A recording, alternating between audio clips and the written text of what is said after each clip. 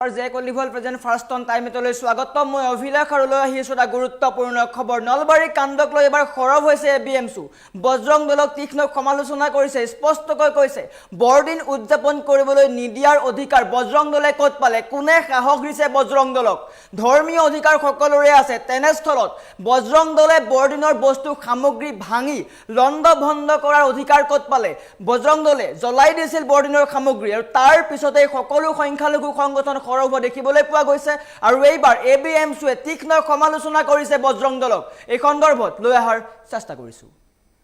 জনাই আছোঁ ডাঙৰ খবৰ টাইম 8 বিগ ব্ৰেকিং বজৰং দলৰ বিৰুদ্ধে এইবাৰ খৰব হৈছে সংখ্যালঘু সংগঠন এইবাৰ খৰব হৈছে এবিএমছু খৰব দেখিবলৈ পোৱা গৈছে অসমত বৰদিন উদযাপন কৰিবলৈ নিদিয়া কাৰ্য ঘৃণনীয় আখ্যা দিছে এবিএমছুৱে সংবিধানতকৈ ঊৰ্ধ্বত নেকি বজৰং দলে অধিকাৰ ক'ত পালে বৰদিনৰ সামগ্ৰী জ্বলাই দিবলৈ বজৰং দলে অধিকাৰ ক'ত পালে বজৰং দলৰ নেতা কিয় বৰ্তমানলৈকে গ্ৰেপ্তাৰ কৰা হোৱা নাই নলবাৰী প্ৰশাসনক প্ৰশ্ন কৰিছে এবিএমছুৱে ধৰ্মীয় অনুষ্ঠান পালন কৰাত বাধা দিবলৈ বজৰং দল কোন হয় সকলোৰে সমানে অধিকাৰ আছে কিন্তু ধৰ্মীয় অনুষ্ঠান বাধা দিবলৈ তেওঁলোকক কোনে অধিকাৰ দিছে প্ৰশ্ন উত্থাপন কৰিছে এনে ধৰণৰ কাণ্ড অসমত মানি লোৱা নহব আমাৰ সমাজত কেতিয়াও এই ধৰণৰ কাণ্ড গ্ৰহণযোগ্য নহয় আৰু এইবাৰ বজৰং দলৰ বিৰুদ্ধে এবিএমছুৰ সভাপতি টাইছন হুছেইনে ডাঙৰ মন্তব্য কৰিছে তীক্ষ্ণ সমালোচনা কৰিছে এনেকৈ কালিৰ দিনটোত একাংশ বজৰং দলৰ নেতাই দোকানে গৈ শ্বপিং মলত গৈ বৰদিনৰ সামগ্ৰী ভাঙি লণ্ডভণ্ড কৰা দেখিবলৈ পোৱা গৈছিলে সমান্তৰালকৈ ৰাজপথত সকলো সামগ্ৰী জ্বলাই দিছিলে তেওঁলোকে স্পষ্টকৈ কৈছিলে বৰদিন আমাৰ সংস্কৃতি নহয় আমি আমাৰ সংস্কৃতি উদযাপন কৰিম বৰদিন উদযাপন কৰিবলৈ দিয়া নহব অসম তথা ভাৰতবৰ্ষত বৰদিন উদযাপন কৰিব নালাগে বুলি মন্তব্য কৰিছিল আৰু তাৰ পিছতেই বৰ্তমান সময়ত সংখ্যালঘু সংগঠন খৰব হোৱা দেখিবলৈ পোৱা গৈছে আমছুৰ পিছতে এইবাৰ এবিএমছুৱে তীক্ষ্ণ সমালোচনা কৰিছে এবিএমছুৰ সভাপতি টাইছন হুছেইনে মন্তব্য কৰিছে বৃহৎ মন্তব্য কৰিছে পোনপটীয়াকৈ কৈছে বজৰং দলক এই অধিকাৰ কোনে দিলে কাৰ সাহসত বজৰং দলে এই কাণ্ড কৰিছে ধৰ্মীয় অধিকাৰ সকলোৰে আছে প্ৰতিগৰাকী ভাৰতীয়ৰ নিজৰ ধৰ্মক উদযাপন কৰাৰ অধিকাৰ আছে তেনেস্থলত এখন ধৰ্মনিৰপেক্ষ দেশত বজৰং দলে এনে কাণ্ড কৰাৰ অধিকাৰ ক'ত পালে ধৰ্মনিৰপেক্ষ দেশৰ সকলোৰে সমান অধিকাৰ আছে সেয়া লাগিলে মুছলিম হওক হিন্দু হওক খ্ৰীষ্টান হওক বৌদ্ধ হওক জৈন হওক সকলোৰে সমান অধিকাৰ আছে কিন্তু বজৰং দলে বৰদিনৰ দিনা এনে কাণ্ড কৰিবলৈ ক'ত সাহস পালে কাৰ সাহসত তেওঁলোকে এই ধৰণৰ কাণ্ড কৰিছে সমান্তৰালকৈ নলবাৰী প্ৰশাসনক প্ৰশ্ন উত্থাপন কৰিছে এওঁলোকৰ বিৰুদ্ধে কিয় ব্যৱস্থা গ্ৰহণ কৰা হোৱা নাই এওঁলোকে ধৰ্মীয় অনুভূতিত আঘাত সানিছে এটা ধৰ্মক তেওঁলোকে অপমান কৰিছে তেনেস্থলত এওঁলোকক কিয় এতিয়াও গ্ৰেপ্তাৰ কৰা হোৱা নাই প্ৰশ্ন উত্থাপন কৰিছে বৰ্তমান সময়ত আৰু বজৰং দলক এই অধিকাৰ কোনে দিলে প্ৰশ্ন উত্থাপন কৰিছে টাইছন হুছেইনে শেহতীয়াকৈ বা কালিৰ দিনটোত বজৰং দলে ৰাজপথৰ পৰাই হুংকাৰ দিছিল প্ৰতিবাদ সাব্যস্ত কৰিছিল জ্বলাই দিছিল বৰদিনৰ সকলো সামগ্ৰী আমি বাতৰি পৰিৱেশন কৰিছিলোঁ পুৱাও কিন্তু বৰ্তমান সময়ত সকলো সংগঠন বা সংখ্যালঘু সংগঠন খৰব হোৱা দেখিবলৈ পোৱা গৈছে বজৰং দলৰ বিৰুদ্ধে বজৰং দলৰ এই ক্ষেত্ৰত অধিকাৰ নাই বজৰং দলক এই অধিকাৰ কোনে দিলে প্ৰশ্ন উত্থাপন কৰিছে ভাৰতীয় সংবিধানে ভাৰতৰ প্ৰতিগৰাকী নাগৰিকক নিজৰ ধৰ্ম উদযাপন কৰাৰ অধিকাৰ দিছে তেনেস্থলত বজৰং দলে বৰদিনৰ সামগ্ৰী বা বৰদিন বৰ্জন কৰাৰ কথা ক'বলৈ ক'ত সাহস পালে আৰু তাক লৈ সমগ্ৰ ৰাজ্যজুৰি চৰ্চা আৰম্ভ হৈছে প্ৰতিক্ৰিয়া আৰম্ভ হৈছে নলবাৰী প্ৰশাসনলৈ প্ৰশ্ন উত্থাপন কৰিছে নলবাৰী প্ৰশাসনে কিয় বৰ্তমান সময়ত ব্যৱস্থা গ্ৰহণ কৰা হোৱা নাই সংখ্যালঘু হোৱাৰ কাৰণে এনে কাণ্ড কৰি আছে নেকি শেহতীয়াকৈ নলবাৰীতো একাংশ লোকে মিয়া সম্প্ৰদায়ৰ লোকক বা মিয়া শ্ৰমিকক আক্ৰমণ কৰিছিল কিন্তু বৰ্তমান সময়ত বৰদিনতো এনে কাণ্ড কৰা দেখিবলৈ পোৱা গৈছে এই কাণ্ড আটাইতকৈ ঘৃণনীয় আৰু নিকৃষ্ট আখ্যা দিছে আৰু আমাৰ ওচৰত এবিএমছুৰ সভাপতি টাইছন হুছেইনৰ মন্তব্য আছে বজৰং দলক লৈ টাইছন হুছেইনে কি মন্তব্য আগবঢ়াইছে দেখুৱাই লোৱাৰ চেষ্টা কৰিম বজৰং দলৰ সদস্যসকলে বৰদিনত ব্যৱহাৰ হ'ব লগা সা সামগ্ৰীসমূহ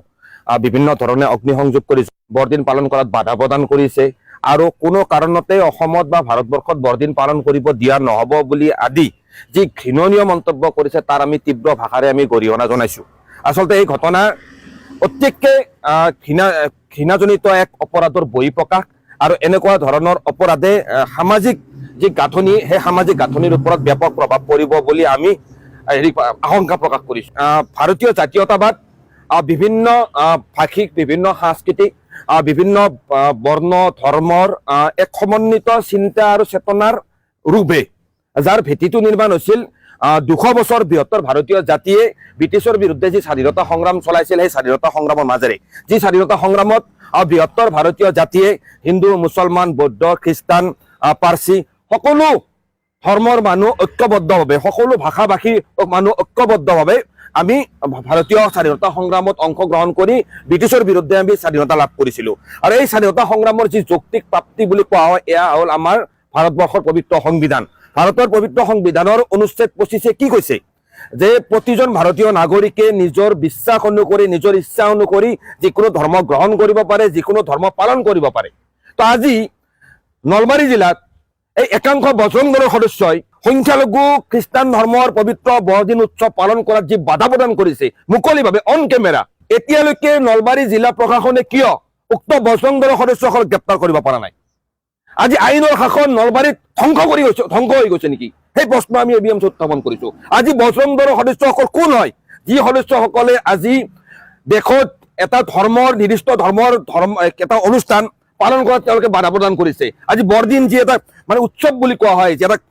সুখৰ উৎসৱ, সেই বৰদিন পালন কৰাত বাধা দিবলৈ বজৰং দলৰ সদস্যসকলক কোনখন সংবিধানে অধিকাৰ দিছে, কোনখন আইনে অধিকাৰ দিছে? সেই প্ৰশ্ন আমি উত্থাপন কৰিছো। নলবাৰী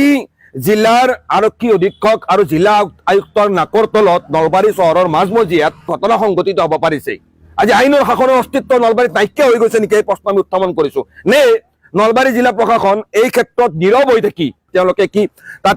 সমৰ্থন আগবঢ়াইছে নেকি? সেই প্ৰশ্ন আমি নলবাৰী জিলা প্ৰশাসনৰ ওচৰত উত্থাপন কৰিছো। আৰু আমি ABMC দাবী জনাইছো যে কোনো কাৰণতে এনেকুৱা ধৰণৰ হেড ক্ৰাইম সমাজত মানি লোৱা নহ'ব। নলবাৰী জিলা আৰক্ষীয়ে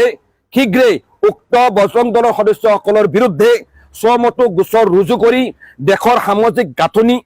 দেশৰ আইন শৃংখলা, দেশৰ সংবিধান, আইনৰ শাসনৰ প্ৰতি ভাবুকি আহিব পৰা এনেকুৱা ধৰণৰ সদস্যক গ্ৰেপ্তাৰ কৰিবলৈ আমি ABMC দাবী উত্থাপন কৰিছো। আমি স্পষ্টকৈ কৈছো, দেশত প্ৰতিটো জাতি জনগোষ্ঠীৰ, প্ৰতিটো ভাষা, প্ৰতিটো ধৰ্মৰ মানুহৰ অধিকাৰ 100% নিশ্চিত হ'ব লাগিব। আৰু সংবিধানৰ ওপৰত কোনেও পদাঘাত কৰিবলৈ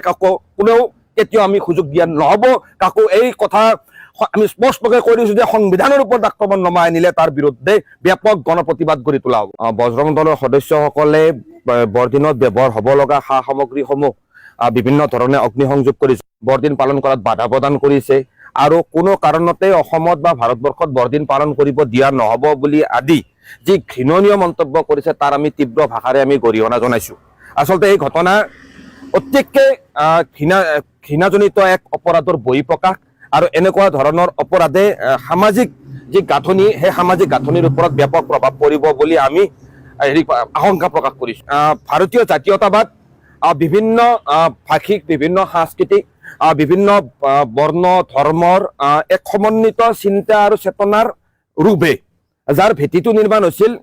200 বছৰ বৃহত্তৰ ভাৰতীয় জাতিয়ে ব্ৰিটিছৰ বিৰুদ্ধে যি স্বাধীনতা সংগ্ৰাম চলাইছিল, সেই স্বাধীনতা সংগ্ৰামৰ মাজেৰে যি স্বাধীনতা সংগ্ৰামত বৃহত্তৰ ভাৰতীয় জাতিয়ে হিন্দু, মুছলমান, বৌদ্ধ, খ্ৰীষ্টান, পাৰ্চী সকলো ধৰ্মৰ মানুহ ঐক্যবদ্ধভাৱে, সকলো ভাষা ভাষী মানুহ ঐক্যবদ্ধভাৱে আমি ভাৰতীয় স্বাধীনতা সংগ্ৰামত অংশগ্ৰহণ কৰি ব্ৰিটিছৰ বিৰুদ্ধে আমি স্বাধীনতা লাভ কৰিছিলোঁ। আৰু এই স্বাধীনতা সংগ্ৰামৰ যি যৌক্তিক প্ৰাপ্তি বুলি কোৱা হয়, এয়া হ'ল আমাৰ ভাৰতবৰ্ষৰ পবিত্ৰ সংবিধান। ভাৰতৰ পবিত্ৰ সংবিধানৰ অনুচ্ছেদ 25 কি কৈছে যে প্ৰতিজন ভাৰতীয় নাগৰিকে নিজৰ বিশ্বাস অনুসৰি, নিজৰ ইচ্ছা অনুসৰি যিকোনো ধৰ্ম গ্ৰহণ কৰিব পাৰে, যিকোনো ধৰ্ম পালন কৰিব পাৰে। তো আজি নলবাৰী জিলাত এই একাংশ বজৰং দলৰ সদস্যই সংখ্যালঘু খ্ৰীষ্টান ধৰ্মৰ পবিত্ৰ বৰদিন উৎসৱ পালন কৰাত যি বাধা প্ৰদান কৰিছে মুকলিভাৱে অন কেমেৰা, এতিয়ালৈকে নলবাৰী জিলা প্ৰশাসনে কিয় উক্ত বজৰং দলৰ সদস্যসকলক গ্ৰেপ্তাৰ কৰিব পৰা নাই? আজি আইনৰ শাসন নলবাৰীত ধ্বংস হৈ গৈছে নেকি? সেই প্ৰশ্ন আমি ABMC উত্থাপন কৰিছো। আজি বজৰং দলৰ সদস্যসকল কোন হয়, যি সদস্যসকলে আজি দেশত এটা ধৰ্মৰ নিৰ্দিষ্ট ধৰ্মৰ এটা অনুষ্ঠান পালন কৰাত তেওঁলোকে বাধা প্ৰদান কৰিছে? আজি বৰদিন যি এটা উৎসৱ বুলি কোৱা হয়, যি এটা সুখৰ উৎসৱ, সেই বৰদিন পালন কৰাত বাধা দিবলৈ বজৰং দলৰ সদস্যসকলক কোনখন সংবিধানে অধিকাৰ দিছে, কোনখন আইনে অধিকাৰ দিছে? সেই প্ৰশ্ন আমি উত্থাপন কৰিছো। নলবাৰী জিলাৰ আৰক্ষী অধীক্ষক আৰু জিলা আয়ুক্তৰ নাকৰ তলত নলবাৰী চহৰৰ মাজমজিয়াত ঘটনা সংঘটিত হ'ব পাৰিছে। আজি আইনৰ শাসনৰ অস্তিত্ব নলবাৰীত নাইকিয়া হৈ গৈছে নেকি, এই প্ৰশ্ন আমি উত্থাপন কৰিছো। নে নলবাৰী জিলা প্ৰশাসন এই ক্ষেত্ৰত নীৰৱ হৈ থাকি তেওঁলোকে কি তাত কি সমৰ্থন আগবঢ়াইছে নেকি, সেই প্ৰশ্ন আমি নলবাৰী জিলা প্ৰশাসনৰ ওচৰত উত্থাপন কৰিছো। আৰু আমি ABMC দাবী জনাইছো যে কোনো কাৰণতে এনেকুৱা ধৰণৰ হেড ক্ৰাইম সমাজত মানি লোৱা নহ'ব। নলবাৰী জিলা আৰক্ষীয়ে শীঘ্ৰেই উক্ত বজৰং দলৰ সদস্যসকলৰ বিৰুদ্ধে স্বমতো গোচৰ ৰুজু কৰি দেশৰ সামাজিক গাঁথনি, দেশৰ আইন শৃংখলা, দেশৰ সংবিধান, আইনৰ শাসনৰ প্ৰতি ভাবুকি আহিব পৰা এনেকুৱা ধৰণৰ সদস্যক গ্ৰেপ্তাৰ কৰিবলৈ আমি ABMC দাবী উত্থাপন কৰিছো। আমি স্পষ্টকৈ কৈছো, দেশত প্ৰতিটো জাতি জনগোষ্ঠীৰ, প্ৰতিটো ভাষা, প্ৰতিটো ধৰ্মৰ মানুহৰ অধিকাৰ 100% নিশ্চিত হ'ব লাগিব। আৰু সংবিধানৰ ওপৰত কোনেও পদাঘাত কৰিবলৈ কোনেও কেতিয়াও আমি সুযোগ দিয়া নহ'ব। কাকো এই কথা আমি স্পষ্টকৈ কৈ দিছো যে সংবিধানৰ ওপৰত আক্ৰমণ নমাই আনিলে তাৰ বিৰুদ্ধে ব্যাপক গণপ্ৰতিবাদ গঢ়ি তোলা হ'ব। বজৰং দলৰ সদস্যসকলে বৰদিনত ব্যৱহাৰ হ'ব লগা সা সামগ্ৰীসমূহ বিভিন্ন ধৰণে অগ্নিসংযোগ কৰিছে, বৰদিন পালন কৰাত বাধা প্ৰদান কৰিছে আৰু কোনো কাৰণতে অসমত বা ভাৰতবৰ্ষত বৰদিন পালন কৰিব দিয়া নহ'ব বুলি আদি যি ঘৃণনীয় মন্তব্য কৰিছে তাৰ আমি তীব্ৰ ভাষাৰে আমি গৰিহণা জনাইছো। আচলতে এই ঘটনা অতিকৈ ঘৃণাজনিত এক অপৰাধৰ বহিঃপ্ৰকাশ আৰু এনেকুৱা ধৰণৰ অপৰাধে সামাজিক যি গাঁথনি, সেই সামাজিক গাঁথনিৰ ওপৰত ব্যাপক প্ৰভাৱ পৰিব বুলি আমি আশংকা প্ৰকাশ কৰিছো। ভাৰতীয় জাতীয়তাবাদ বিভিন্ন ভাষিক, বিভিন্ন সাংস্কৃতিক, বিভিন্ন বৰ্ণ ধৰ্মৰ এক সমন্বিত চিন্তা আৰু চেতনাৰ ৰূপে যাৰ ভেটিটো নিৰ্মাণ হৈছিল 200 বছৰ বৃহত্তৰ ভাৰতীয় জাতিয়ে ব্ৰিটিছৰ বিৰুদ্ধে যি স্বাধীনতা সংগ্ৰাম চলাইছিল, সেই স্বাধীনতা সংগ্ৰামৰ মাজেৰে যি স্বাধীনতা সংগ্ৰামত বৃহত্তৰ ভাৰতীয় জাতিয়ে হিন্দু, মুছলমান, বৌদ্ধ, খ্ৰীষ্টান, পাৰ্চী সকলো ধৰ্মৰ মানুহ ঐক্যবদ্ধভাৱে, সকলো ভাষা ভাষীৰ মানুহ ঐক্যবদ্ধভাৱে আমি ভাৰতীয় স্বাধীনতা সংগ্ৰামত অংশগ্ৰহণ কৰি ব্ৰিটিছৰ বিৰুদ্ধে আমি স্বাধীনতা লাভ কৰিছিলোঁ। আৰু এই স্বাধীনতা সংগ্ৰামৰ যি যৌক্তিক প্ৰাপ্তি বুলি কোৱা হয়, এয়া হ'ল আমাৰ ভাৰতবৰ্ষৰ পবিত্ৰ সংবিধান। ভাৰতৰ পবিত্ৰ সংবিধানৰ অনুচ্ছেদ 25 কি কৈছে যে প্ৰতিজন ভাৰতীয় নাগৰিকে নিজৰ বিশ্বাস অনুসৰি, নিজৰ ইচ্ছা অনুসৰি যিকোনো ধৰ্ম গ্ৰহণ কৰিব পাৰে, যিকোনো ধৰ্ম পালন কৰিব পাৰে। তো আজি নলবাৰী জিলাত এই একাংশ বজৰং দলৰ সদস্যই সংখ্যালঘু খ্ৰীষ্টান ধৰ্মৰ পবিত্ৰ বৰদিন উৎসৱ পালন কৰাত যি বাধা প্ৰদান কৰিছে মুকলিভাৱে অন কেমেৰা, এতিয়ালৈকে নলবাৰী জিলা প্ৰশাসনে কিয় উক্ত বজৰং দলৰ সদস্যসকলক গ্ৰেপ্তাৰ কৰিব পৰা নাই? আজি আইনৰ শাসন নলবাৰীত ধ্বংস হৈ গৈছে নেকি, সেই প্ৰশ্ন আমি ABMC উত্থাপন কৰিছো। আজি বজৰং দলৰ সদস্যসকল কোন হয়, যি সদস্যসকলে আজি দেশত এটা ধৰ্মৰ, নিৰ্দিষ্ট ধৰ্মৰ এটা অনুষ্ঠান পালন কৰাত তেওঁলোকে বাধা প্ৰদান কৰিছে। আজি বৰদিন যি এটা মানে উৎসৱ বুলি কোৱা হয়, যি এটা মানে সুখৰ উৎসৱ, সেই বৰদিন পালন কৰাত বাধা দিবলৈ বজৰং দলৰ সদস্যসকলক কোনখন সংবিধানে অধিকাৰ দিছে, কোনখন আইনে অধিকাৰ দিছে, সেই প্ৰশ্ন আমি উত্থাপন কৰিছো। নলবাৰী জিলাৰ আৰক্ষী অধীক্ষক আৰু জিলা আয়ুক্তৰ নাকৰ তলত নলবাৰী চহৰৰ মাজমজিয়াত ঘটনা সংঘটিত হ'ব পাৰিছে। আজি আইনৰ শাসনৰ অস্তিত্ব নলবাৰীত নাইকিয়া হৈ গৈছে নেকি, এই প্ৰশ্ন আমি উত্থাপন কৰিছো। নে নলবাৰী জিলা প্ৰশাসন এই ক্ষেত্ৰত নীৰৱ হৈ থাকি তেওঁলোকে কি তাত কি সমৰ্থন আগবঢ়াইছে নেকি, সেই প্ৰশ্ন আমি নলবাৰী জিলা প্ৰশাসনৰ ওচৰত উত্থাপন কৰিছো। আৰু আমি ABMC দাবী জনাইছো যে কোনো কাৰণতে এনেকুৱা ধৰণৰ হেড ক্ৰাইম সমাজত মানি লোৱা নহ'ব। নলবাৰী জিলা আৰক্ষীয়ে